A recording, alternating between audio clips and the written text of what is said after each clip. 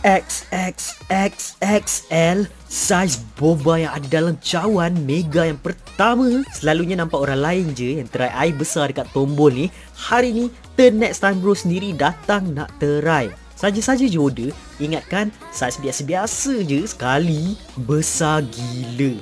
Cawan besar, boba besar, ayah kepada boba. Saya pun acah-acah nak minum direct, tak boleh je besar sangat dan berat. Boleh minum beberapa orang ni. Entahlah, 8 orang kot. Rasa air teh Thai ni memang sedap, berlemak. Saya expect rasa boba tu macam tapioka yang bila lalu kat tekak macam tercekik kan, yang kecil tu. Macam mana nak minum yang besar? Tapi bukan, tekstur dan chewy dia lebih kepada cincau dan puding. So guna straw je pun dah boleh sedut boba-boba tu. Memang menarik lah. By the way, korang boleh dapatkan harga RM9.90 untuk boba ni yang besar ni dengan share dan tag Tongbol. Korang boleh dapatkan semua ni dekat mana-mana cawangan Tongbol dan Tongcha seluruh Malaysia.